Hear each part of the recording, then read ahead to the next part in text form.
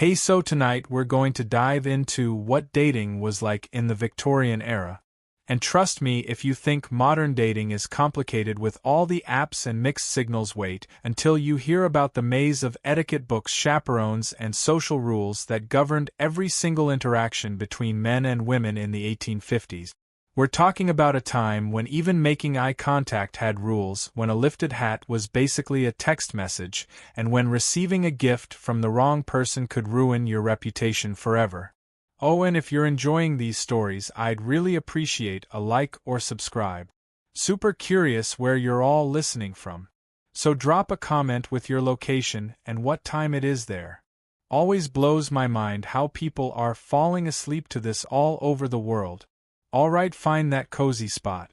Take a nice slow breath and just let your body sink into whatever you're lying on. We're heading back to 1855 London. And trust me, you're going to be real grateful for that mattress by the time we're done. The Victorians had a saying about making love, but it didn't mean what you think. Making love back then meant courtship, the art of wooing someone properly. And if you wanted to survive the Victorian dating scene, you better know the rules. So congratulations. You just woke up in May of 1855 right in the heart of London. But not the London you know. This is Queen Victoria's London, where coal smoke hangs thick as fog in the morning air, where horse hooves clatter against cobblestones outside your window, and where the smell is something else entirely. The Thames River down the street carries all the waste from 2.5 million people, and on warm days like today that scent drifts right through your bedroom window. Your nose wrinkles involuntarily as you pull the heavy wool blankets up to your chin. The good news is you're 22 years old and from a respectable middle-class family. Your father owns a small but successful haberdashery shop, which means you've got enough money for decent clothes and food, but not enough to be completely idle. The bad news: you're a woman in 1855, which means your entire future hinges on one thing: finding a suitable husband. And the rules for doing that are about as complicated as learning to waltz while juggling teacup. You stretch your legs under the rough cotton sheets, feeling the weight of the heavy quilt pressing down on your chest. There's no central heating in this house. Won't be invented for decades. So every morning starts with the bone-deep chill that seeps through the stone walls. Your housemaid has already been up since 5 o'clock lighting the coal fires downstairs, and you can hear her heavy footsteps on the wooden stairs as she carries the coal scuttle up to start the fire in your bedroom. Great. That scuttle weighs about 30 pounds when it's full, and she'll carry dozens of them up and down these stairs before the day is done. The bedroom door cracks open and Mary slips in, her arms straining with the weight of the coal. Her hands are already black with soot, and you notice the way she favors her left shoulder, probably strained from all that lifting. She kneels by your fireplace, and you watch her skilled hands arrange the kindling and coal with quick, practiced movements. The first spark catches, then spreads, and soon there's a small orange glow pushing back against the morning cold. "Good morning, miss," Mary says, wiping her hands on her apron. "Your mother says you're to dress properly today. The Weatherbys are calling this afternoon, and they're bringing their son." Your stomach does a little flip. The Weatherbys. You've heard about their son Thomas. 26 years old, recently returned from India, where he worked as a clerk for the East India Company. Your mother has been hinting about this visit for weeks, and you know exactly what it means. This isn't just a social call. This is an inspection. You sit up in bed feeling the cool air hit your shoulders through your cotton nightgown. The fire is already making the room warmer, but it'll be another hour before the chill really leaves. You watch Mary move around the room, laying out your clothes for the day. Not just any clothes. Your best day dress, the one made of dark blue wool with tiny mother-of-pearl buttons that took your mother 3 months to save up for. "Mary," you say, your voice still rough with sleep, "what do you know about the Weatherbs, son?" She glances toward the door, then leans closer. "Well, miss, I heard tell from their housemaid that he's got all his teeth, which is more than can be said for most gentlemen his age, and she says he doesn't drink over much, though he does have a fondness for cigars." She pauses, arranging your corset on the bed. Of course he's been in India these past 4 years, so he might have picked up some strange ideas about things. The corset. You look at it with resignation. Every morning Mary will lace you into this contraption of whale bones and cotton that squeezes your ribs until you can barely breathe properly. It's designed to give you that perfect hourglass silhouette that's fashionable right now. But it also means you'll spend the entire day feeling like someone's got their hands wrapped around your waist, squeezing gently, but persistently. You swing your legs out of bed and your bare feet hit the cold wooden floor. The floorboards are wide planks of oak polished smooth by decades of use, and they're always cold no matter how warm the fire gets. You stand up and Mary immediately starts unlacing your nightgown. This is normal. Privacy, as you know, it doesn't really exist for women. Mary has seen you naked thousands of times, and she'll continue to dress and undress you until you marry, at which point your husband's valet or your own lady's maid will take over. The chemise goes on first, a thin cotton undergarment that feels like wearing a tea towel, then the corset. Mary positions it around your waist and starts pulling the laces tight. With each tug your breathing gets a little more shallow. By the time she's finished that you're taking small careful breaths from the top of your lungs. Deep breathing is literally impossible in this thing. Not too tight, Mary. You manage to say, though you both know it's already as loose as fashion will allow. Of course not, miss. Your mother specifically said you should be able to speak clearly when the gentleman calls. Next come the layers. First a bustle pad that ties around your waist. Essentially a small pillow that pushes your skirt out behind you in the fashionable bell shape. Then petticoats, 3 of them, each one adding bulk and weight. By the time Mary drops your dress over your head you're wearing about 15 pounds of fabric. And that's before we even get to the shoes. The shoes are kid leather, soft and buttery to the touch but completely flat. Heels won't become fashionable for another few decades. They button up the side with tiny pearl buttons that Mary fastens with a special hook. Your feet encased in cotton stockings feel secure but not particularly comfortable. These shoes weren't made for walking long distances. They were made for sitting in parlor and taking short, graceful steps. The first visit. At exactly 3 o'clock there's a firm knock at the front door. Your father opens the front door, and you hear the low murmur of male voices in the entrance hall. Formal greetings, the rustle of coats being removed, the sharp tap of walking sticks being placed in the umbrella stand. Then footsteps approaching the parlor, and your heart hammers against the rigid stays of your corset. Mr. Wetherb enters first. Thomas's father, a distinguished gentleman with silver whiskers and a slight stoop that suggests hours bent over account books. Behind him comes Mrs. Weatherby, a round woman in burgundy silk, whose jewelry catches the afternoon light, and finally Thomas himself steps through the doorway. He's taller than you expected, with brown hair parted precisely down the middle and mutton chop whiskers that frame a lean face. His skin has a golden undertone that speaks of his years in the Indian sun. And when he moves there's a careful precision to his gestures that suggests military training. He's wearing a black frock coat that reaches his knees, gray trousers, and a white shirt with a high collar that looks like it might strangle him if he turns his head too quickly. Mr. and Mrs. Weatherby, your father says formally. May I present my wife Mrs. Hartwell and my daughter Miss Ellalinina Hartwell. You rise from the settee slowly, gracefully, letting your skirt settle around you as you've practiced 1,000 times. You offer a small curtsy. Just a dip of your knees and a slight incline of your head. Too deep would suggest you're of lower status. Too shallow would appear disrespectful. Miss Hartwell, Mrs. Wetherb says warmly. What a pleasure to finally meet you.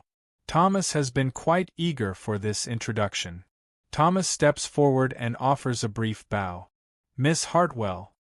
His voice is deeper than you expected, with just a hint of an accent you can't quite place, perhaps picked up during his time overseas.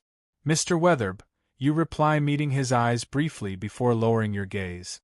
Direct eye contact is acceptable for the initial greeting, but prolonged staring would be considered brazen. Everyone settles into their assigned positions like actors taking their marks on a stage. Thomas sits in the chair across from you, close enough for conversation but far enough to maintain propriety. The parents arrange themselves as subtle chaperones present but attempting to appear absorbed in their own discussion about mutual acquaintances and local news. I trust your journey from India was pleasant. You venture, since it's acceptable for ladies to ask about travel.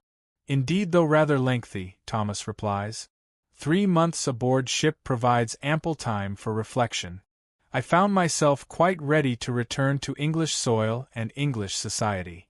He pauses, and you catch something in his tone, perhaps relief, perhaps something else.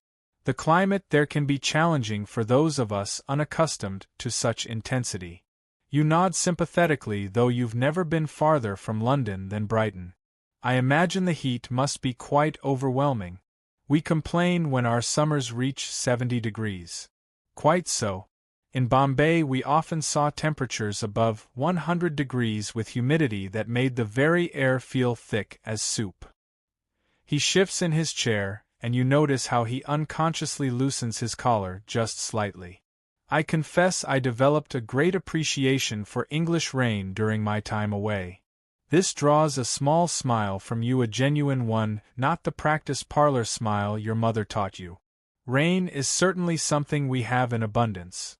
The conversation continues in this careful dance. Thomas tells you about the markets in Bombay, the exotic fruits.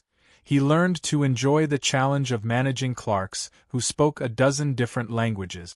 You share your own much smaller experiences. The books you've been reading, the music you've been practicing, your observations about life in London. Each topic is safe, appropriate, designed to reveal character without venturing into anything too personal. But you're also watching him, as your mother advised. When Mary enters to serve tea, you notice how Thomas nods politely to her. A small acknowledgement that many gentlemen of his class wouldn't bother with. When your father makes a joke about the weather, Thomas laughs, not the forced chuckle of social obligation, but genuine amusement that reaches his eyes. When Mrs. Weatherby accidentally knocks over her teacup, sending hot liquid splashing across the small table, Thomas immediately rises to help, producing a clean handkerchief without being asked. "Oh, how clumsy of me!" Mrs. Weatherby flutters, dabbing at the spill.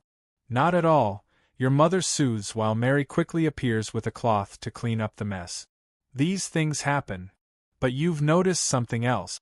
When the teacup clattered to the floor, Thomas flinched. Not just a normal startle response, but something deeper. His hands tensed for just a moment, and his eyes darted toward the door, as if assessing an exit route. It lasted only seconds before he regained his composure. But you filed the observation away. Something about sudden loud noises affects him more than it should. The formal portion of the visit lasts exactly 1 hour as etiquette demands. Any shorter would suggest disinterest. Any longer would be presumptuous. As the Weatherbys prepare to leave, Thomas requests a brief word with your father. A conversation that takes place in the hallway, just out of earshot, but visible to everyone in the parlor. Through the doorway you watch your father nod several times. Thomas gestures occasionally as he speaks, his hands moving with that same careful precision you noticed earlier. After perhaps 5 minutes they shake hands, and your father's expression suggests the conversation went well. "Miss Hartwell," Thomas says, returning to the parlor with your father's permission. "I would be honored to call on you again, perhaps Sunday afternoon, if that would be agreeable." Your heart does a little skip. This is it. The formal beginning of courtship. "That would be very pleasant, Mr. Weatherby." After they leave, your mother immediately begins the post-visit analysis. "Well, he seems quite respectable," she says, settling back into her chair. "Good posture, clean fingernails, polite to the servants. And did you notice how he helped when I spilled the tea? Shows consideration." Your father joins the discussion. "He saved quite a respectable sum during his time in India," he reports. "Enough to establish a household without requiring assistance from either family. And his prospects with the company appear sound." But you're thinking about that moment when the teacup fell, about the careful way Thomas moved, about the slight tightness around his eyes when he spoke of the challenging climate in India. There are layers here that the formal courtship process isn't designed to reveal. The courtship begins. Sunday arrives with unseasonable warmth for late May. You're dressed in your second-best gown, pale green cotton with tiny white flowers, a color that your mother says brings out your eyes. This time there's no corset crisis, no nervous breakfast. You're beginning to understand the rhythm of these visits. Thomas arrives precisely at 2 o'clock, carrying a small bouquet of flowers, acceptable because flowers are temporary and modest, unlike jewelry or books, which might suggest too serious an intent. He's dressed more casually today in a brown coat and lighter trousers, and he seems more relaxed. "Miss Hartwell," he says, offering the flowers with a slight bow. "I noticed these growing in my mother's garden, and thought you might enjoy them. They're sweet peas, delicate purple and white blossoms that smell like springtime and innocence. As you take them, your gloved fingers brush his for just an instant, and you feel a small electric shock that has nothing to do with static from your wool dress. They're lovely," you say, burying your face in the fragrant petals to hide the flush you feel rising in your cheeks. "Sweet peas are my favorites. I hope they might be," he says, and there's something in his tone that suggests this choice wasn't as casual as he made it seem. This visit feels different from the first.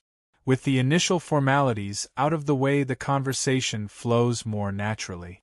Thomas tells you about his childhood, growing up as the youngest of 4 sons, always trying to prove himself worthy of attention.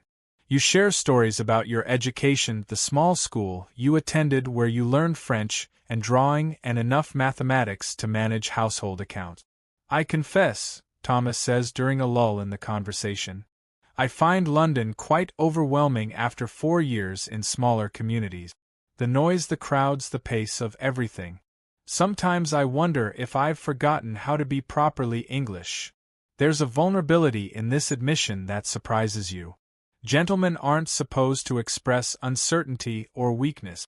Yet here he is acknowledging that the transition home hasn't been as smooth as expected. "Perhaps," you say carefully, "it's not about being properly English but about finding your own way of being English. 4 years is a long time. You've had experiences that most of us can't imagine."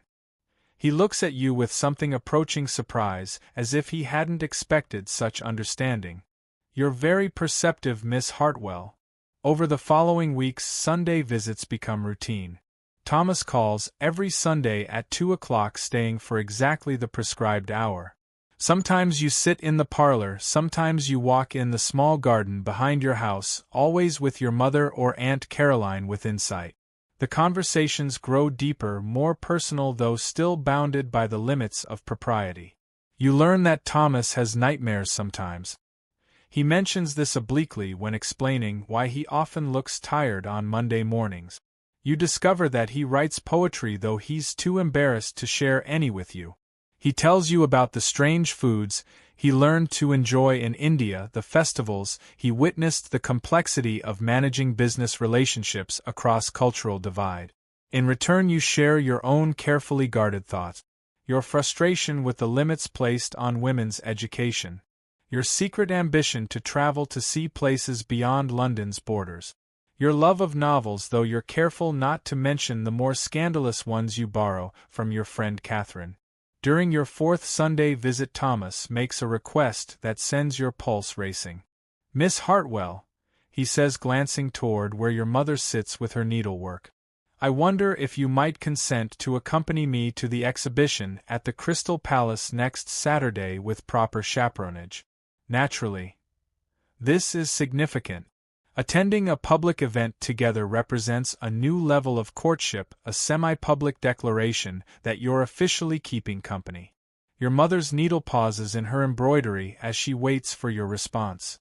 "I would be delighted," you say, trying to keep your voice steady despite the flutter of excitement in your chest. A public outing. The Crystal Palace, rebuilt in South London after the Great Exhibition of 1851, represents everything modern and exciting about this Victorian age. The building itself is a marvel of iron and glass, rising from Sydenham Hill like a fairy tale palace made of light and air. Inside there are gardens, fountains, exhibits from around the world, and enough wonders to fill days of exploration. Saturday arrives bright and clear. You're dressed in your absolute best, a dress of deep blue silk that took your mother 6 months to save for, with a matching jacket and a small hat adorned with ribbons. Your gloves are pristine white kid leather, and you carry a small beaded reticule that contains your handkerchief, smelling salts, and a few coins. Thomas arrives with a hired carriage, an open landoff that will allow for proper supervision while providing the adventure of traveling together. Aunt Caroline, selected as chaperone for her stern demeanor and eagle eyes, settles herself in the facing seat. She's wearing her most forbidding expression and her sharpest hat, the one with the feathers that seem to point accusingly at anyone who might consider impropriety. The drive through London is an adventure in itself. The streets teem with traffic, carriages, omnibuses, carts, and riders on horseback, all competing for space on roads that were never designed for such volume. Street vendors call out their wares. Fresh flowers, penny a bunch. Hot pies, meat pies. Sweep your chimneys, soot away. Thomas points out landmarks as you pass them. The new Houses of Parliament with their Gothic towers. Westminster Abbey with its ancient stones blackened by coal smoke. The bridges spanning the Thames where barges heavy with goods wait their turn at the dock. The river itself is thick with traffic. Steamboats belching black smoke. Sailing ships with their forest of masts, and the constant parade of smaller craft fing and goods across the murky water. As you travel south of the river, the character of the neighborhoods changes. Gone are the grand squares and elegant terraces of central London.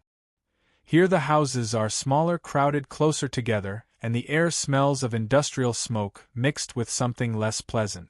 The kind of smell that comes from too many people living in too small a space with inadequate sanitation. But then you climb Sydenham Hill and suddenly the Crystal Palace rises before you like something from a dream. The enormous structure catches the afternoon light and throws it back in 1,000 brilliant sparkles. Gardens stretch in all directions filled with exotic plants and elaborate flower beds that form intricate patterns when viewed from the palace's elevated terraces. It's magnificent, you breathe, forgetting for a moment to be properly reserved. Indeed it is, Thomas agrees, offering you his arm as you step down from the carriage. Though I confess it reminds me a bit of some of the palaces I saw in India. This Victorian confidence in iron and glass and human ingenuity. Inside the palace you're immediately overwhelmed by the scale and variety of everything. The central nave stretches seemingly forever, filled with fountains and exotic plants that tower overhead. There are exhibits on every conceivable subject.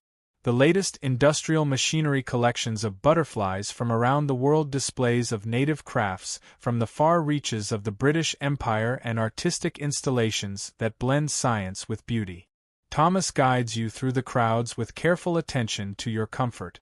When the press of people becomes too thick, he steers you toward quieter alove. When you pause to examine a particularly interesting display, he waits patiently without hurrying you along. When Aunt Caroline declares herself in need of refreshment, he immediately locates a tea room where she can rest her feet. It's during this respite while Aunt Caroline is occupied with her tea and scone that Thomas leans slightly closer and speaks in a voice only you can hear. "Miss Hartwell, I hope you won't think me presumptuous, but I find myself growing quite attached to these Saturday excursions and to your company." Your heart stops, then starts again at double speed. This is approaching the territory of declarations of serious intent. You glance quickly at Aunt Caroline, but she's absorbed in her methodical destruction of a currant scone. "I have enjoyed them as well," you say quietly, your voice barely above a whisper. "I had hoped," he begins, then stops himself. "That is, I wonder if you might consider, but perhaps this is not the proper venue for such discussions." You understand perfectly. He's testing the waters, approaching the question of engagement without actually asking it yet. According to all the rules, such conversations should happen first with your father, then with you, and certainly not in a public tea room with your aunt 3 feet away. Perhaps, you say carefully, such discussions might be more appropriately held in a more private setting. The look that passes between you carries enough electricity to power the palace's new gaslight. He understands that you're not rejecting his implied suit, merely suggesting proper protocol. Relief and something deeper. Anticipation, affection flicker across his features. The rest of the afternoon passes in a happy blur. You admire tropical birds whose feathers shimmer with colors that have no names. You watch demonstrations of new photographic techniques that can capture a person's image in mere minutes rather than hours. You sample exotic fruits whose flavors transport you briefly to distant countries you'll likely never see. But underneath all the wonder and excitement, there's a deeper current running between you and Thomas. A sense of approaching change of decisions that will reshape your entire future. By the time you return home as the sun sets over London's smoky skyline, you know that everything is about to shift. The proposal. Tuesday evening arrives with a thunderstorm that rattles the windows and sends sheets of rain hammering against the glass. You're in the parlor with your mother working on embroidery by lamplight when the front doorbell rings. It's past 8 o'clock, far too late for social calls. So when Mary appears in the doorway looking flustered, you know something significant is happening. "Begging your pardon, ma'am," Mary says to your mother. "But Mr. Thomas Wetherbe is at the door. Says he needs to speak with the master urgently." Your mother's eyebrows rise nearly to her hairline. Your father appears from his study newspaper still in hand, looking equally puzzled. Through the parlor window, you can see Thomas's hired carriage waiting in the rain, the horse stamping impatiently as water streams from its mane. "Show him into the study," your father says after a moment's consideration. "Elenina, you and your mother remain here." But of course you strain to hear every sound from across the hall.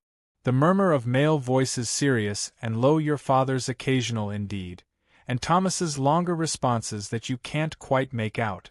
The conversation lasts nearly 20 minutes, an eternity, when you're sitting with your embroidery hoop forgotten in your lap, your heart beating fast enough to make the cameo brooch on your collar tremble. Finally, footsteps approach the parlor. Your father enters alone, but his expression gives everything away before he speaks. "Elenina," he says, and there's satisfaction in his voice mixed with something that might be relief. "Mr. Wetherbe has asked for permission to pay his addresses to you. I have given my consent." The embroidery hoop slides from your nerveless fingers and hits the floor with a soft thud. "This is it. Thomas wants to marry you. After 6 weeks of careful courtship, he's ready to make it official. He wishes to speak with you tomorrow afternoon," your father continues. "I told him to call at 2 o'clock. Your mother will be present naturally, but he'll be permitted to make his proposal directly to you." Your mother lets out a little squeak of excitement that she immediately tries to suppress. "Oh, Elenina, we must decide what you'll wear, and we should have cook prepare something special. And perhaps we should move the good china from the cabinet." To mother, you interrupt gently, though your own excitement is making your hands shake slightly. "Perhaps we should see what he has to say first." But you already know what Thomas will say. The question isn't whether he'll propose. It's whether you're truly ready to accept him. Marriage in 1855 isn't like stepping into a relationship you can leave if things don't work out. Once you say yes, your legal existence essentially disappears. Your property becomes his property. Your money becomes his money. Even your children, if you have them, belong legally to him rather than to you. Yet what choice do you really have? At 22, you're already approaching the age where people will start whispering about you being on the shelf. Your family can't afford to support you indefinitely, and Thomas seems kind, intelligent, and genuinely fond of you. In a world where many marriages are purely business arrangements, the prospect of affection feels like tremendous good fortune. Wednesday crawls by with agonizing slowness. You change clothes 3 times before settling on a dress of soft gray wool with violet trim. Serious enough to show you understand the gravity of the occasion, but pretty enough to remind Thomas why he's proposing in the first place. Your hair refuses to cooperate, and Mary has to pin and repin the complicated braided style twice before it stays properly.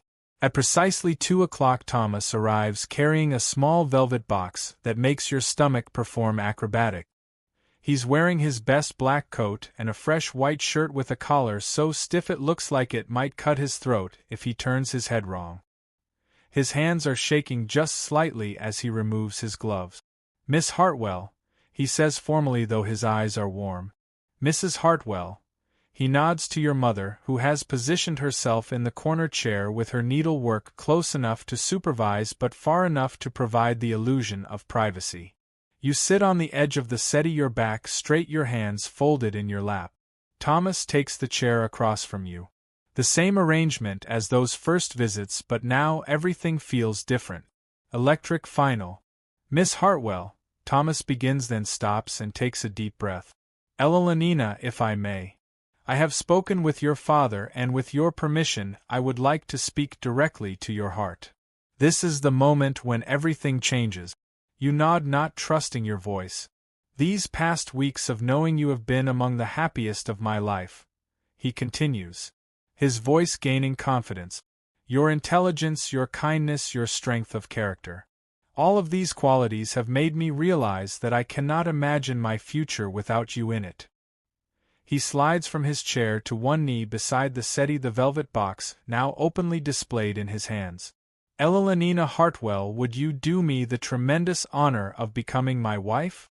The ring inside the box is modest but beautiful, a small diamond surrounded by tiny pearls set in yellow gold.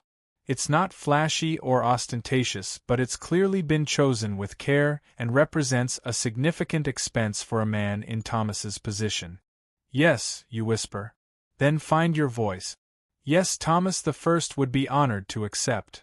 His relief is so obvious that you almost laugh. He takes your left hand in his, the first time you've touched without gloves, and slides the ring onto your fourth finger. His hands are warm and slightly rough, probably from his years overseas, and the touch sends a little shiver up your arm. "There," he says softly. "Now it's official."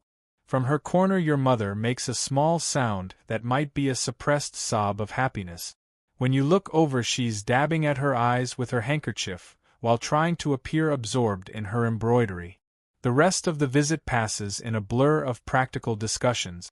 The engagement will be announced in next Sunday's paper. The wedding will take place in 6 months, giving you time to prepare a trousseau and Thomas time to secure appropriate housing. He's found a small house in Kensington, 3 bedrooms, a proper kitchen, and a tiny garden that will be available to rent come autumn. "I know it's not grand," Thomas says, his voice slightly apologetic. "But it's respectable and it's near enough to my office that I can walk to work in good weather." It sounds perfect, you assure him, and you mean it. The idea of having your own household, your own space to arrange as you please, feels like the most luxurious thing imaginable. After Thomas leaves, your mother immediately begins what she calls engagement planning. Lists appear overnight. What needs to be purchased? What needs to be sewn? Which relatives need to be informed? The next few months will be a whirlwind of preparation unlike anything you've experienced. Engagement. But first there are the immediate changes that come with being officially engaged. Starting the very next Sunday, Thomas is permitted to take you on unchaperoned walk. The first time you step out together without your mother trailing behind feels like the most daring thing you've ever done. You walk slowly through the small park near your house, your hand resting lightly on Thomas's arm, marveling at this new freedom.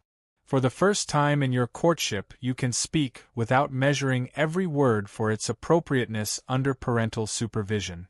"I confess," Thomas says as you pause beside a fountain where children are sailing toy boats, "I've been terrified for weeks that you might refuse me."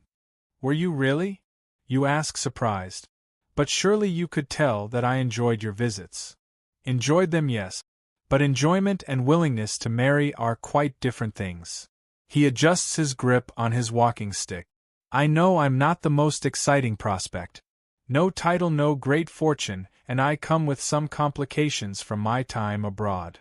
You think about those moments when loud noises made him flinch, about the careful way he sometimes held himself as if expecting pain. "Everyone has complications, Thomas. The important thing is whether two people can face them together. He stops walking and looks at you with an expression you can't quite read. You're very wise for someone so young. I'm not that young, you protest. 22 is quite grown up. Of course it is, he says quickly. I didn't mean to suggest that, as I sometimes feel much older than my 26 years. India has a way of aging a person. Over the following weeks, these unchaperoned walks become precious to both of you. Away from the formal constraints of parlor visits, Thomas begins to reveal more of himself. He tells you about the fever that nearly killed him during his second year in Bombay. About the colleague who cheated him out of a promotion, about the overwhelming relief he felt when the ship carrying him home finally cleared the harbor. You share your own secrets in return. Your fear that you're not naturally maternal enough to be a good mother. Your frustration with the limitations placed on women's education, your secret dream of learning to paint with real skill, not just the watercolor dabbling considered appropriate for ladies. Perhaps, Thomas suggests one afternoon as you sit on a bench watching sparrows hop around your feet. You could take proper painting lessons after we're married. We won't be wealthy, but we should be comfortable enough for small luxuries. The casual way he says, after we're married, makes your stomach flutter.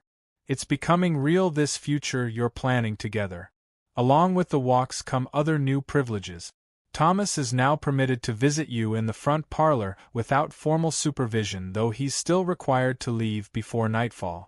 During these visits you're allowed to hold hands, a simple intimacy that feels revolutionary after months of careful distance. The first time Thomas takes your hand in yours, you're sitting on the settee, looking through a book of engravings he's brought to show you scenes from India. His fingers intertwine with yours, warm and slightly calloused, and you're amazed by how natural it feels. Is this proper? You ask, though you make no move to pull away. Perfectly proper for an engaged couple, he assures you. Though I admit it feels rather scandalous after all those weeks of keeping my hands to myself. You laugh, and the sound seems to surprise both of you. It's been a long time since you've laughed freely in Thomas's presence. Most of your interactions have been so careful, so measured, but engagement has brought a new ease to your relationship. The letters start arriving the very week of your engagement. According to Victorian tradition, engaged couples are expected to write to each other regularly, especially when separated by business or family obligations. Thomas's work requires him to travel to the company's offices in Manchester for a week. And suddenly you're learning to express your feelings on paper. My dear Elenina, his first letter begins. I have been gone only 2 days, yet I find myself missing our conversations more than I anticipated. Manchester is a busy city full of the noise and smoke of industry, but I confess I would trade all its bustling energy for another quiet walk through your neighborhood park. You spend an entire evening crafting your response, filling 3 pages with your own careful handwriting. You tell him about the books you're reading, the changes your mother is making to the house in preparation for the wedding, the small daily details that seem meaningful when shared with someone who cares about them. These letters become the foundation of your deepening relationship. In writing, Thomas is more eloquent than in person, less constrained by the formal requirements of polite conversation. He writes about his hopes for your marriage, his plans for the house in Kensington, his gradual readjustment to English life after his years abroad. You discover that you too express yourself more freely in writing. You tell him about your fears as well as your hopes, your questions about what married life will actually entail, your excitement about having a home of your own to manage. The gift exchanges begin in earnest as well. Beyond the engagement ring, Thomas presents you with a small locket containing his photograph, a formal portrait showing him in his best coat, looking serious and slightly younger than his actual age. You reciprocate with your own photograph taken at a studio in town, wearing your best dress and your most composed expression. But the most intimate gift is yet to come. On a rainy Thursday afternoon in July, Thomas appears at your door carrying a small wrapped package. This is rather unconventional, he says, looking slightly embarrassed as he hands it to you. But I thought you might appreciate it. Inside the package is a leather-bound journal, its pages blank and waiting. But what makes it special is the inscription on the first page written in Thomas's careful script. For Evelina to record all the thoughts too precious for ordinary conversation. You run your fingers over the smooth leather cover, touched by the thoughtfulness of the gift. It's beautiful, Thomas. Thank you. I have one just like it, he admits.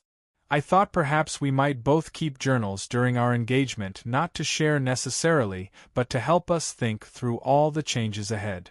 That night alone in your bedroom, you make the first entry in your new journal. You write about the strange mixture of excitement and terror that comes with approaching marriage, about your growing affection for Thomas, about the overwhelming nature of all the decisions that need to be made. The summer passes in a blur of preparation and anticipation. Your mother drags you to endless fittings for your wedding dress and the new clothes that will form your married wardrobe. The dress itself is a confection of white silk and Brussels lace that cost more than your father's shop earns in 2 months, but it's considered essential for maintaining the family's social standing. You spend afternoons learning household management skills that your education had only touched on. Cook teaches you to plan meals and manage food budget. Mary shows you the proper care of fine linens and the best methods for removing different types of stains. Your mother drills you on the social obligations you'll face as a married woman, which neighbors to call on, how to manage servants, the proper way to host a dinner party. But perhaps the most important education comes from the married women in your family and social circle. Your Aunt Margaret, who has been married for 15 years, takes you aside for a series of conversations that no one else seems willing to have. Marriage, she tells you bluntly, is not like the novels make it seem. There will be wonderful moments, certainly, but there will also be difficult ones. Your husband will have moods you don't understand. You'll have days when you wonder what you've gotten yourself into. The important thing is to remember that building a life together takes time and patience. She pauses, studying your face. And Evelina, there are aspects of married life that no one discusses directly, but that you need to understand the physical aspects. Your face burns with embarrassment, but you force yourself to listen as Aunt Margaret explains in careful euphemisms what will be expected of you as a wife. It's not the romantic picture painted by the poetry you've read, but it's practical information you desperately need. As summer turns to autumn, your wedding date approaches with alarming speed. The house in Kensington has been secured, and Thomas takes you to see it on a crisp September afternoon. It's smaller than your family home, but bright and cheerful, with large windows that let in plenty of light and a garden just big enough for a small vegetable patch. The kitchen is modern, Thomas points out, opening cabinets to show off the built-in storage. And there's a proper range for cooking, not just an open half. You run your hands over the wooden countertops, imagining yourself preparing meals here, managing your own household. It's thrilling and terrifying in equal measure. It's perfect, you tell him, and mean it. This will be your domain, your responsibility, your home. 2 weeks before the wedding, Thomas makes an unusual request. He asks if you would consider cutting a lock of your hair for him to keep a token that will be with him always. It's a common custom among engaged couples, but still feels incredibly intimate. You sit in front of your dressing table mirror while Mary carefully cuts a small section of hair from behind your ear where it won't be missed. The dark strands feel silky and alive in your palm as you wrap them in tissue paper for Thomas. You tell Mary as you seal the packet, "A piece of me to carry with him." In return, Thomas presents you with a lock of his own hair, already carefully preserved in a small silver locket. "Something of mine to keep close to your heart," he says simply. The week before your wedding arrives with a flurry of final preparations. Relatives descend upon your house like a friendly invasion. The wedding dress hangs in your wardrobe like a beautiful ghost of your future self. Your trousseau, the collection of clothes, linens, and household items you'll bring to your marriage, fills 2 large trunks that sit at the foot of your bed. Thomas calls every day now, sometimes twice, to check on arrangements and simply to see you. The formal distance of early courtship has given way to genuine affection and comfortable companionship. You find yourself looking forward to married life, not just as an inevitable step, but as an adventure you want to share with this particular man. On the Thursday before your Saturday wedding, Thomas takes your hands in the parlor and looks at you seriously. "Evelina," he says, "I want you to know that whatever challenges we face as husband and wife, I will always strive to be worthy of the trust you're placing in me. And I will strive to be worthy of yours." You reply, meaning every word. Outside, London bustles with its usual energy, carriages clattering past, vendors calling their wares, the constant hum of a city that never quite stops moving. But in this moment in your family's parlor with your hand in Thomas's, the future feels both certain and full of wonderful possibilities. The wedding. Saturday morning arrives, gray and drizzling, the kind of London weather that makes everything look like a watercolor painting left out in the rain. You wake before dawn in your childhood bedroom for the last time, listening to the familiar sounds of the house stirring to life around you. Cook is already banging pots in the kitchen 3 floors below, and you can hear your father's heavy footsteps as he paces the library, probably rehearsing the speech he'll give at the wedding breakfast. Your wedding dress hangs on the wardrobe door like a luminous ghost, the white silk and lace catching what little light filters through the rain-streaked windows. In a few hours you'll put it on and become Mrs. Thomas Wetherbe, trading your identity as Evelina Hartwell for an entirely new existence. Mary appears with your breakfast tray, but the usual porridge has been replaced with delicate toast points and weak tea, your mother's concession to the likelihood that your nervous stomach won't tolerate anything heavier. Your hands shake slightly as you lift the teacup, and you notice Mary watching you with something between excitement and sympathy. "Nervous, miss?" she asks softly as she begins laying out your undergarments. "Terrified?" You admit, then immediately feel guilty for the confession. Young ladies are supposed to approach marriage with joy and anticipation, not gut-churning fear. But Mary just nods knowingly. "That's natural, miss. My sister said the same thing on her wedding morning. Said she felt like she was about to jump off a cliff without knowing what was at the bottom." The comparison doesn't exactly reassure you, but there's something comforting about knowing that other women have felt this same mixture of excitement and panic. Your mother bustles in shortly after breakfast, already dressed in her best gown of deep purple silk, a color that shows her status as mother of the bride, while remaining appropriately subdued. Behind her comes Aunt Caroline, your cousin Margaret, and Mrs. Patterson from next door, all armed with pins and ribbons, and strong opinions about how your hair should be arranged. The process of getting dressed takes nearly 3 hours. First the chemise, thin cotton that feels like nothing against your skin. Then the corset, laced tighter than usual to give you the perfect silhouette for your wedding gown. Today Mary pulls the laces until you can barely draw a full breath, but you don't protest. On your wedding day, discomfort is expected in service of beauty. The bustle comes next, larger than your everyday one and designed to support the massive train of your wedding dress. 3 crinolines follow, each one adding volume and weight until you feel like you're wearing a small tent.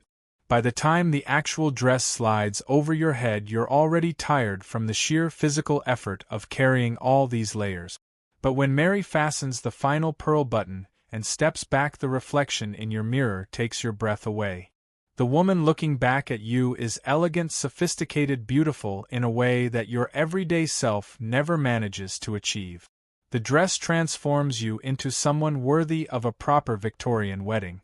Your hair has been arranged in an elaborate style with white silk flowers woven through the braids and curls. A delicate veil of Brussels lace borrowed from your grandmother's wedding ensemble cascades from a small tiara that catches the lamplight. Your only jewelry is Thomas's engagement ring and a simple strand of pearls that belonged to your mother. "You look like an angel," your mother whispers, and there are tears in her eyes that she's trying very hard not to let fall. The carriage ride to St. George's Church feels both endless and far too short. Your father sits beside you, unusually silent, occasionally reaching over to pat your gloved hand. Through the rain-spattered windows you watch London go about its Saturday business. Street vendors still calling their wares, children dodging puddles, the constant flow of life that will continue exactly as before even though your entire world is about to change. The church looms ahead, its stone facade darkened by years of coal smoke, but still impressive in its Gothic grandeur. Carriages line the street outside, and you can see wedding guests hurrying through the rain, their umbrellas creating a forest of black silk. Your father helps you from the carriage, careful not to step on your train. And suddenly you're standing in the church vestibule with rain drumming on the roof overhead, and the scent of wet wool and old stone filling your nostrils. Through the heavy oak doors you can hear the murmur of voices as guests take their seats. "Ready, my dear?" your father asks, offering you his arm. You nod, not trusting your voice, and the doors swing open. The church is full. More people than you expected. Faces both familiar and strange turn toward you with that peculiar mixture of curiosity and sentimentality that weddings inspire. Candles flicker in the gray morning light, casting dancing shadows on the stone walls. The organist begins the processional, and suddenly you're walking down the aisle on your father's arm, your train rustling behind you like autumn leaves. But all you can see is Thomas standing at the altar in his best black coat with his hands clasped behind his back. When your eyes meet his, he smiles. Not the formal social smile you've grown accustomed to, but something warmer and more personal, something that says this isn't a performance or a social obligation, but the beginning of something real between the two of you. The ceremony itself passes in a blur of ancient words and ritual responses. You hear yourself promising to love, honor, and obey, to cleave unto Thomas, forsaking all others, to accept him as your wedded husband until death parts you. The weight of these vows settles around your shoulders like a heavy cloak. But when Thomas slips his mother's gold wedding band onto your finger, his hands are steady and warm.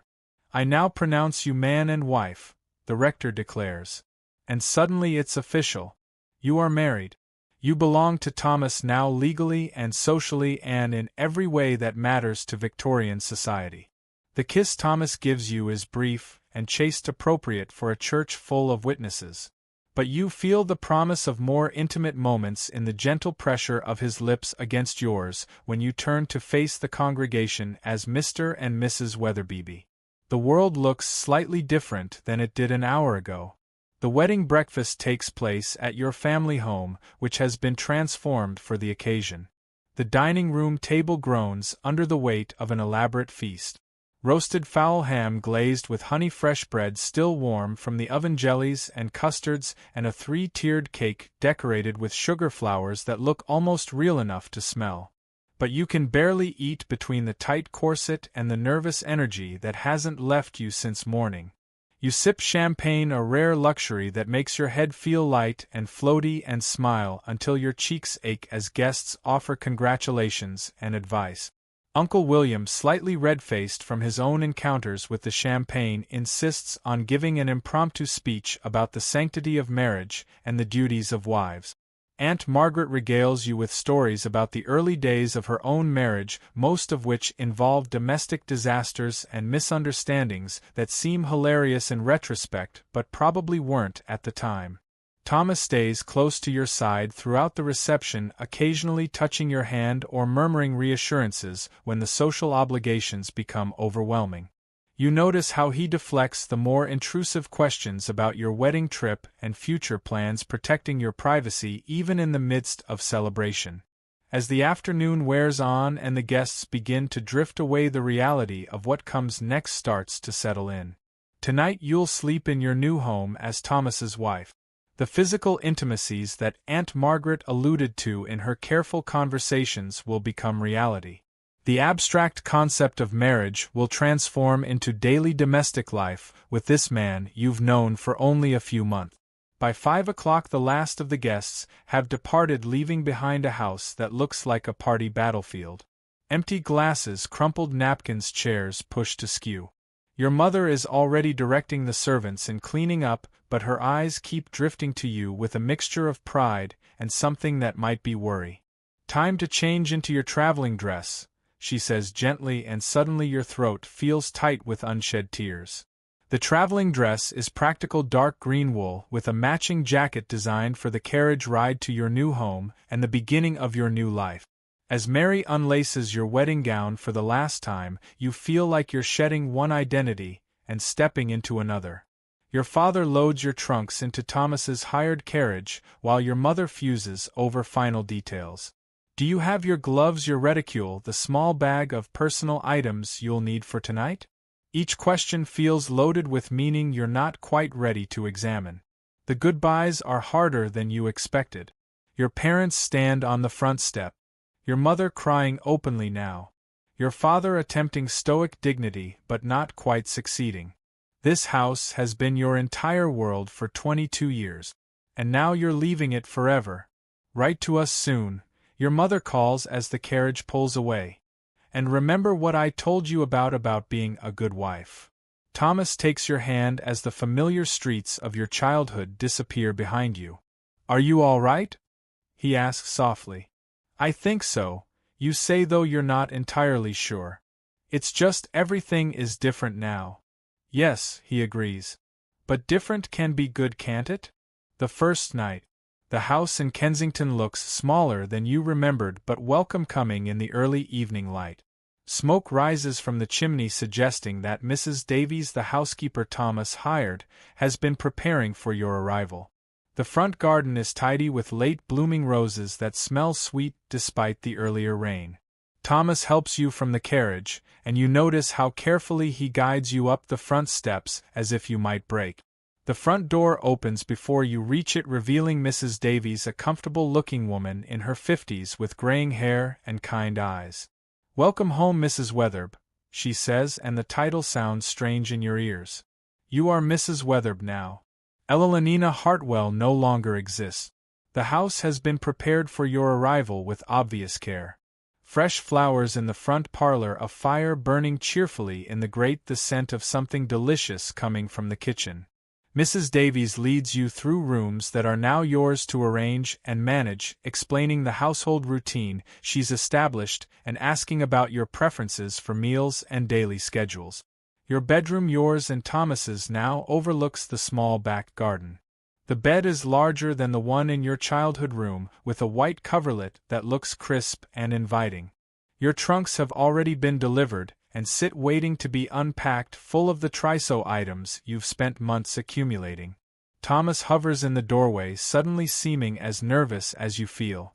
I'll leave you to that, as Mrs. Davies has prepared dinner for 7 o'clock if that suits you. After he leaves, you sink into the small chair by the window and finally allow yourself to feel the full weight of the day. You are married. You are in your own home. Tonight you will share that bed with a man who was essentially a stranger 6 months ago.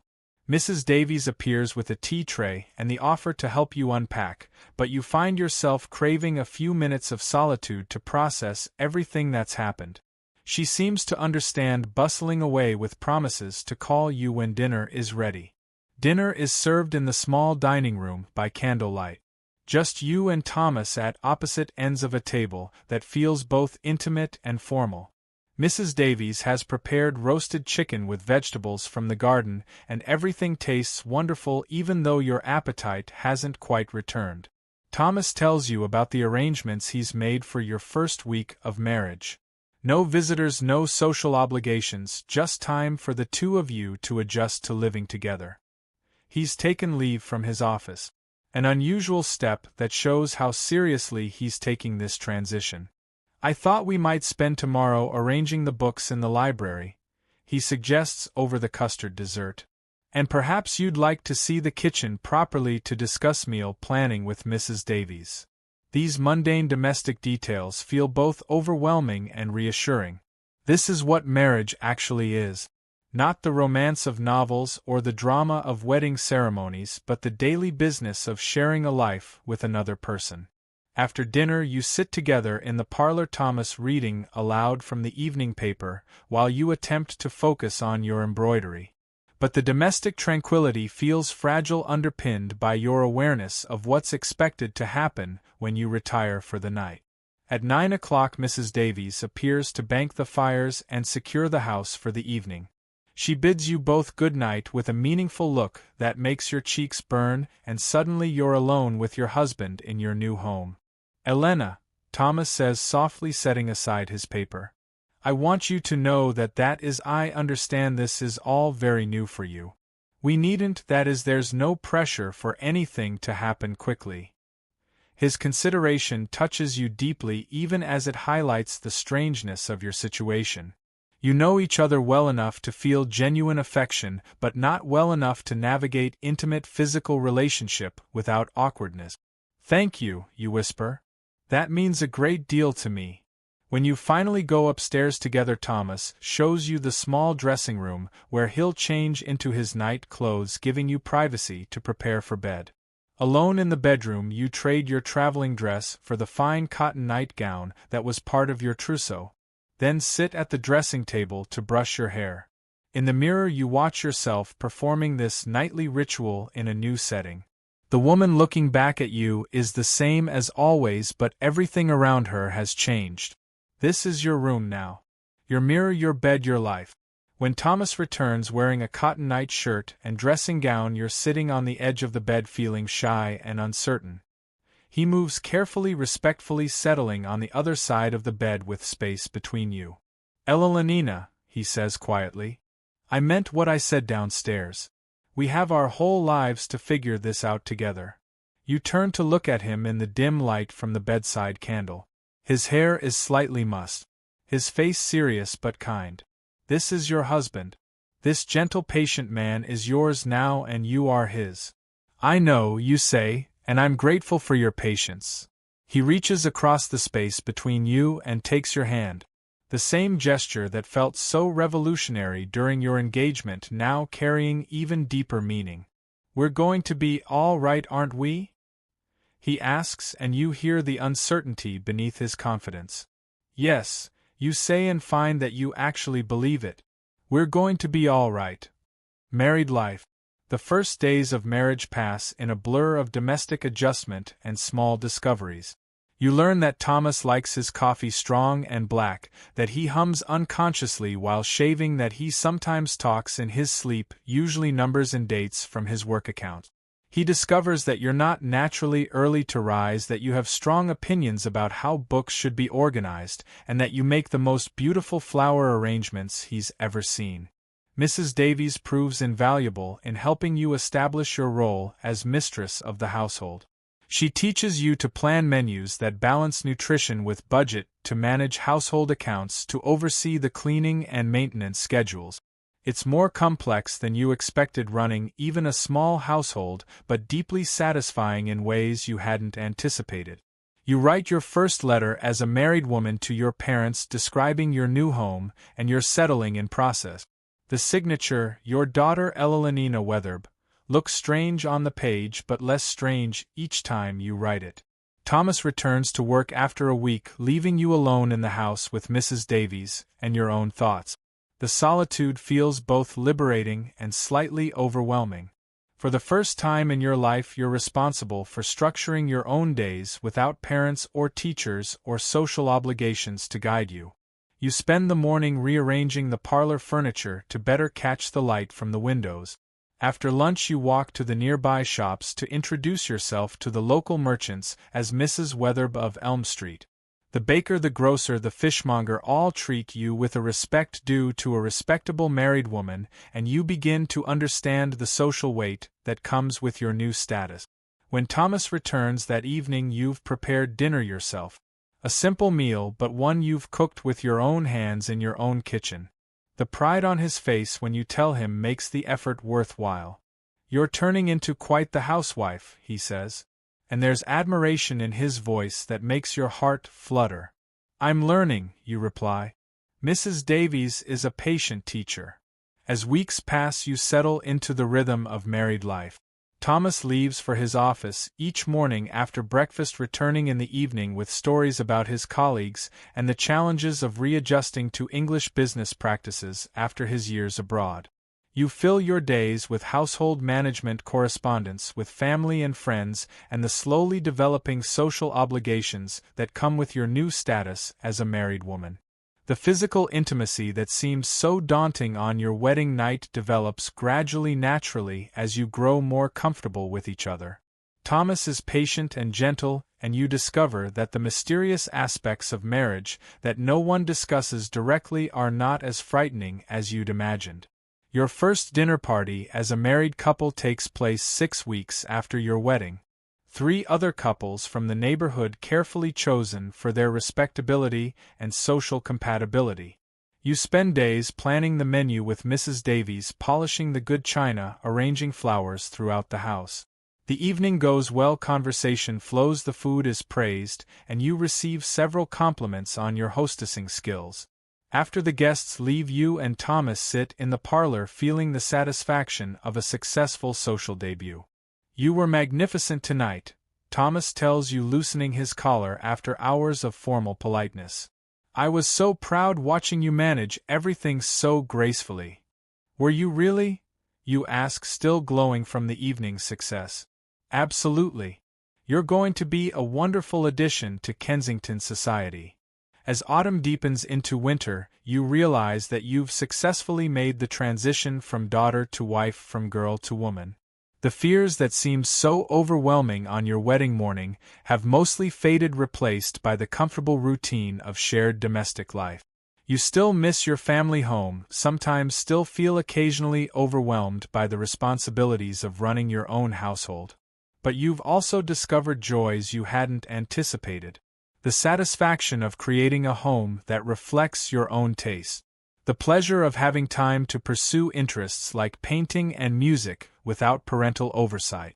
The deepening affection between you and Thomas as you navigate daily life together. One snowy December evening, as you sit by the fire with your embroidery while Thomas reads his newspaper, you realize how completely your life has transformed in just a few months. The nervous girl who waited in her parents' parlor for Thomas Weatherby's first visit seems like a different person entirely. "Thomas," you say softly, setting aside your needlework. He looks up from his paper lamplight, catching the gold flecks in his brown eyes. "I just wanted to say I'm happy. Truly happy." His smile spreads slowly across his face, transforming his serious expression into something warm and boyish. "So am I, my dear. So am I." Outside, London sleeps under its blanket of snow. But inside your small house in Kensington, you've built something precious together, a life that's entirely your own. Building a family. Spring arrives early in 1856, bringing with it the kind of soft warmth that makes London's buildings look almost beautiful. You're in your garden, kneeling among the emerging daffodils, with dirt under your fingernails and sunshine warming your shoulders through your cotton work dress. This is a freedom you never had as an unmarried woman. The simple pleasure of getting your hands dirty in your own soil. Thomas finds you there when he returns from work, looking delighted rather than scandalized by your disheveled appearance. "You look like you've been wrestling with the earth and winning," he says, settling beside you on the small wooden bench he built last month. The roses needed pruning, and Mrs. Davies mentioned that the vegetable patch could use attention. You explain, wiping your hands on the old apron you've started wearing for garden work.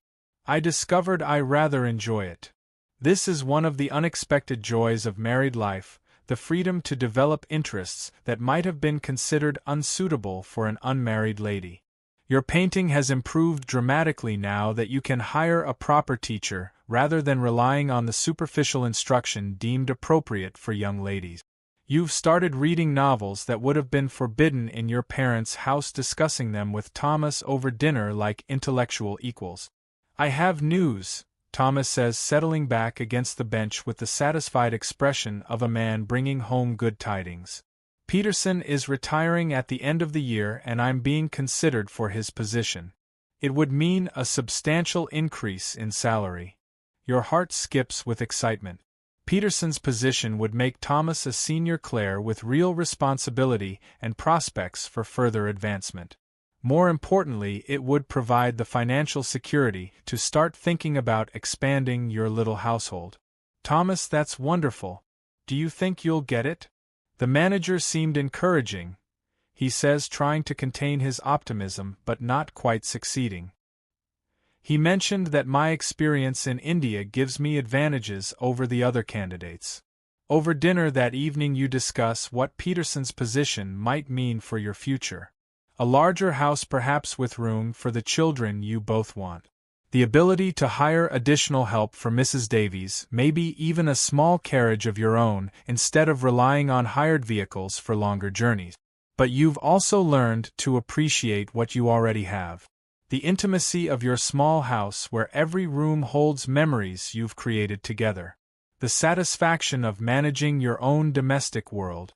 The way Thomas's face lights up when he comes home to find you waiting with stories about your day.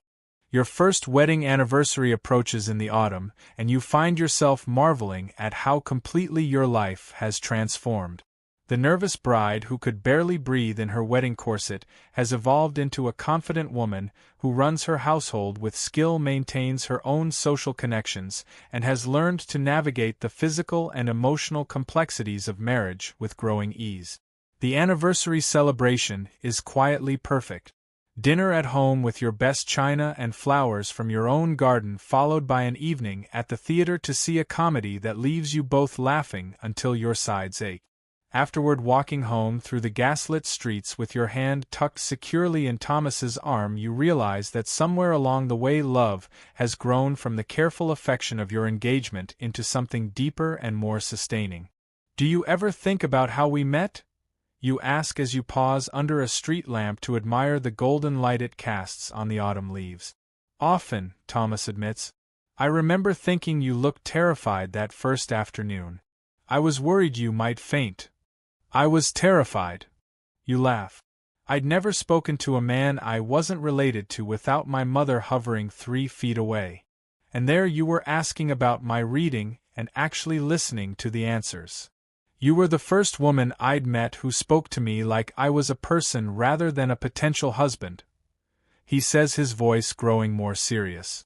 "Most of the other young ladies I was introduced to seemed more interested in my prospects than in me."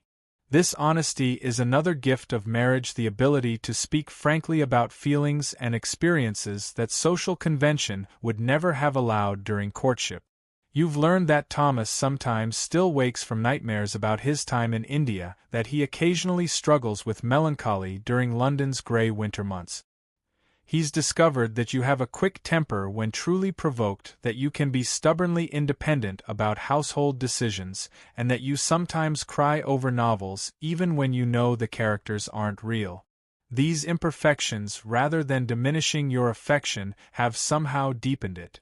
Love, you've learned, isn't the dramatic passion of romance novels, but the steady comfort of being truly known by another person.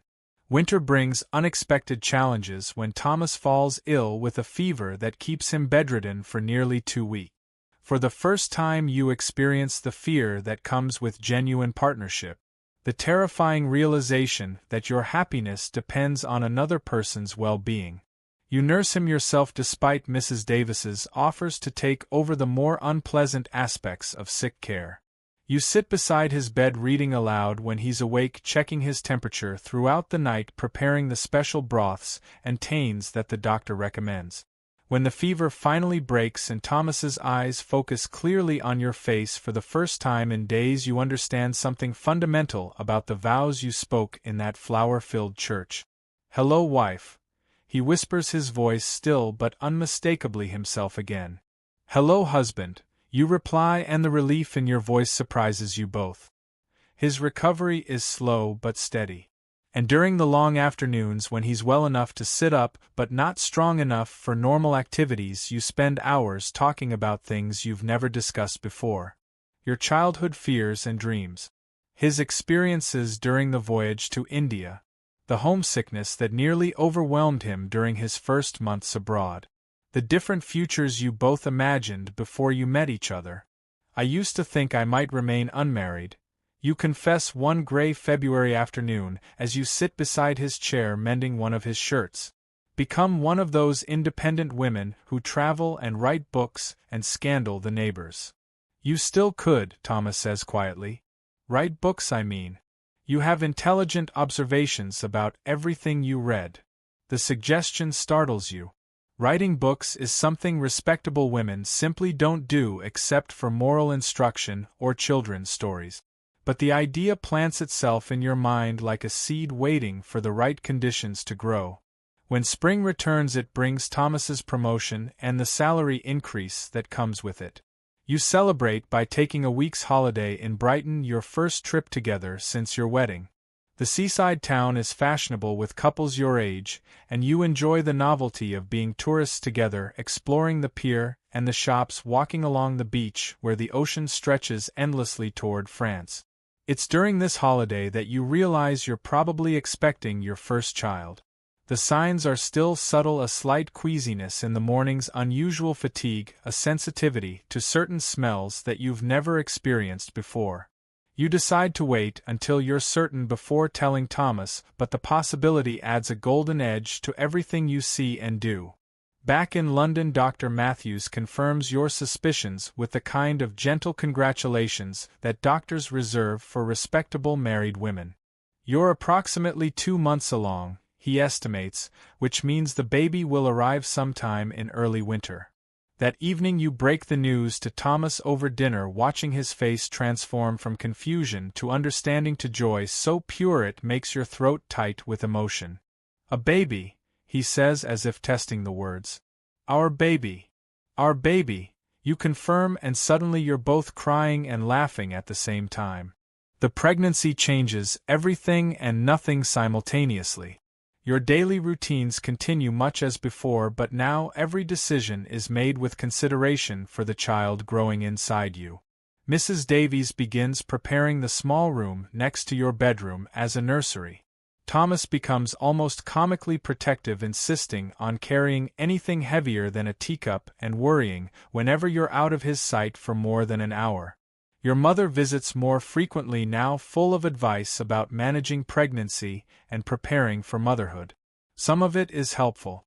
Some of it consists of old wives' tales that Mrs. Davies quietly contradicts, but you appreciate the connection to the generations of women who have navigated this mysterious transformation before you.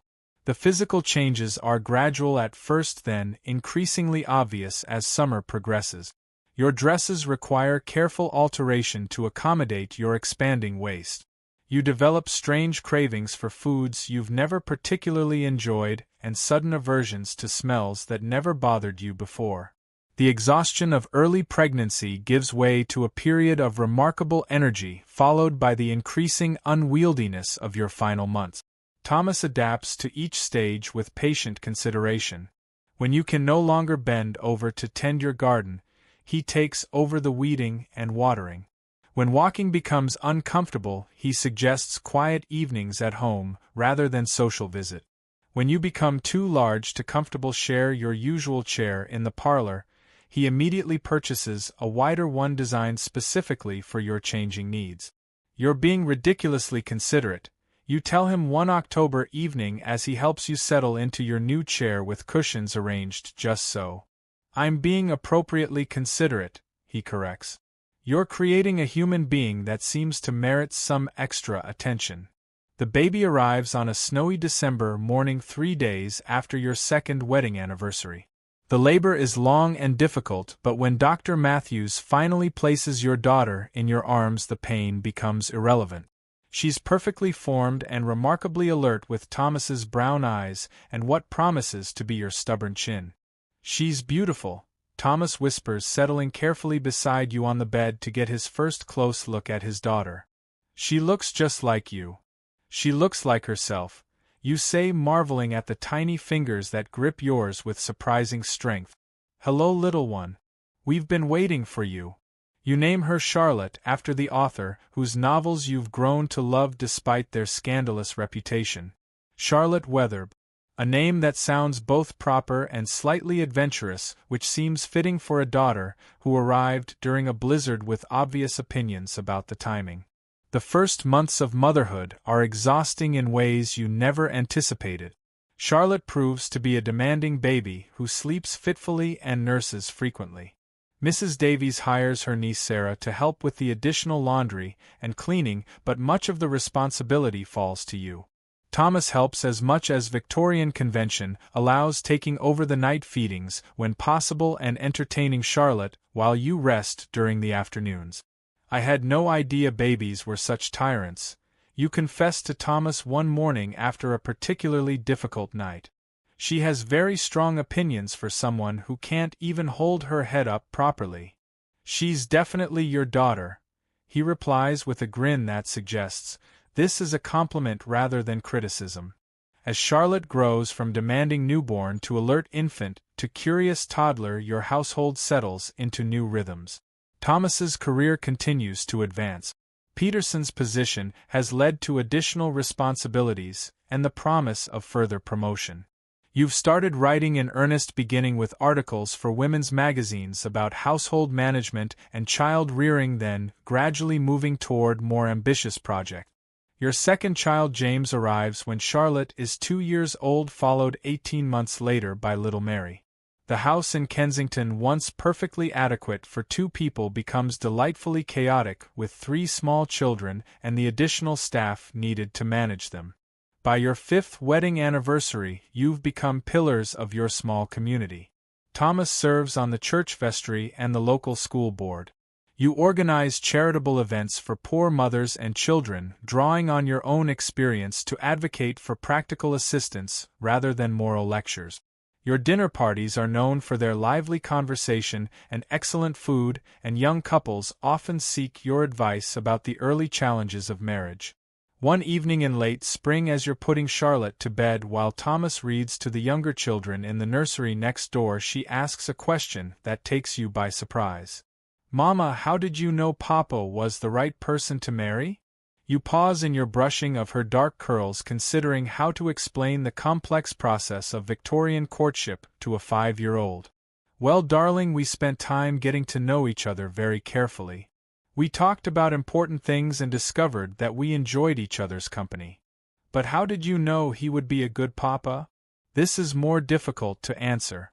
The Thomas who courted you so formally was kind and considerate, but you had no way of knowing he would become the father who builds elaborate dollhouses for his daughters and teaches his son to identify every type of tree in the park. "I suppose I didn't know for certain," you admit, "but I knew he was gentle and honest, and that he cared about other people's feelings. Those seemed like qualities that would make someone a good father as well as a good husband." After Charlotte falls asleep, you find Thomas in the parlor with a book, but he sets it aside when you settle beside him on the sofa you purchased to accommodate your growing family. "Charlotte asked me how I knew you would be a good father," you tell him. "And what did you say?" "That I recognized the qualities that matter: kindness, honesty, consideration for others." You pause, studying his face in the lamplight. "I was right, wasn't I?" "I hope so," he says quietly. "I certainly try to be." As your children grow and your marriage deepens, you often think about the elaborate social machinery that brought you and Thomas together. The etiquette books with their rigid rules, the chaperones who supervised every interaction, the formal dances of courtship that seem almost quaint in retrospect. Yet somehow, despite all those constraints and conventions, something real and lasting emerged. 2 people who might never have met in different circumstances found each other and built a life together. Not the dramatic passion of romantic novels, but something more sustainable. A partnership based on mutual respect, shared values, and the kind of affection that grows stronger rather than weaker over time. On quiet evenings when the children are asleep and the house is peaceful around you, you and Thomas still sit together reading or talking about the day's events. The conversation flows as easily as it did during those early walks in the park, but now it's enriched by years of shared experience and common purpose. "Do you ever wonder what would have happened if we hadn't met?" you ask him one such evening, looking up from the letter you're writing to your cousin in Scotland. "Sometimes," he admits, "though I can't imagine it clearly anymore. This life with you and the children feels like the only real possibility.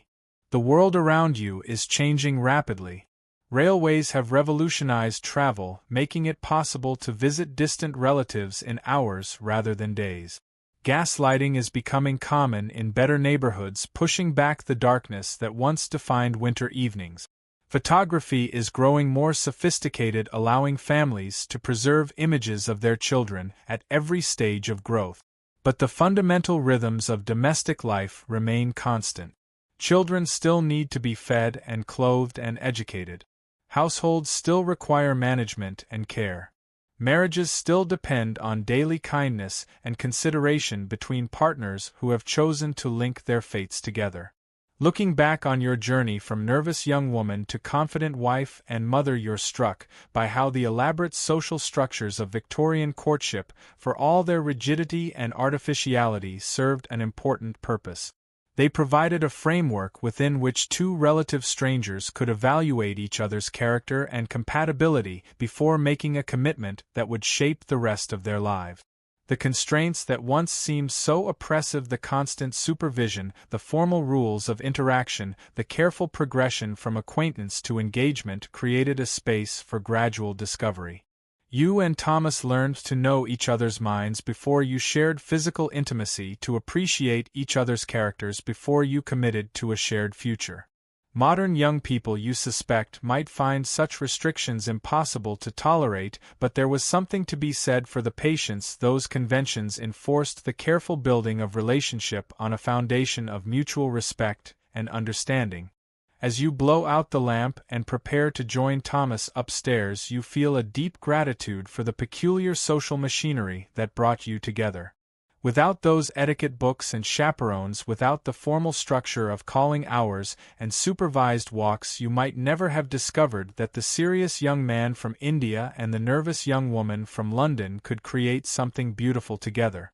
Your story began with a knock at the door on a spring afternoon in 1855, when two carefully dressed people sat in a flower-filled parlor and tried to determine whether they could build a life together. It continues now in a house full of children's laughter and the comfortable silence of a couple who have learned to be truly at home with each other. The Victorian era, with all its rigid propriety and elaborate social rules, created the framework within which love could grow slowly and surely, like roses carefully tended in a walled garden. And sometimes, just sometimes, that patient cultivation produced something rare and lasting. A partnership that could weather the storms of illness and change, the challenges of parenthood and responsibility, the simple daily work of caring for another person's happiness as carefully as your own. In the end, that's what dating was like in the Victorian era. Not the spontaneous passion of modern romance, but something more deliberate and perhaps more durable. A careful dance that allowed two people to discover whether they could trust each other with their futures, their dreams, and their deepest hopes for happiness. On quiet evenings when the children are asleep and the house is peaceful around you, you and Thomas still sit together reading or talking about the day's events.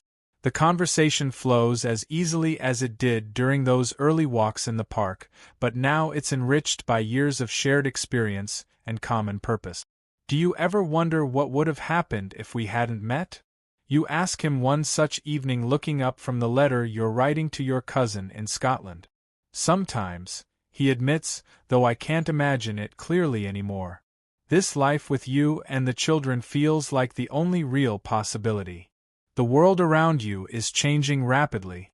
Railways have revolutionized travel, making it possible to visit distant relatives in hours rather than days. Gaslighting is becoming common in better neighborhoods, pushing back the darkness that once defined winter evenings.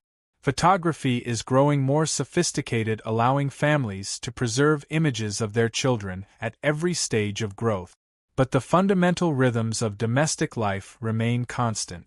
Children still need to be fed and clothed and educated. Households still require management and care. Marriages still depend on daily kindness and consideration between partners who have chosen to link their fates together. Looking back on your journey from nervous young woman to confident wife and mother, you're struck by how the elaborate social structures of Victorian courtship, for all their rigidity and artificiality, served an important purpose. They provided a framework within which two relative strangers could evaluate each other's character and compatibility before making a commitment that would shape the rest of their lives. The constraints that once seemed so oppressive, the constant supervision, the formal rules of interaction, the careful progression from acquaintance to engagement created a space for gradual discovery. You and Thomas learned to know each other's minds before you shared physical intimacy, to appreciate each other's characters before you committed to a shared future.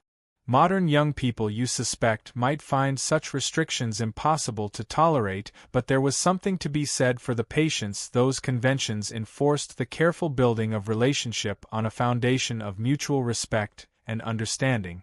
As you blow out the lamp and prepare to join Thomas upstairs, you feel a deep gratitude for the peculiar social machinery that brought you together.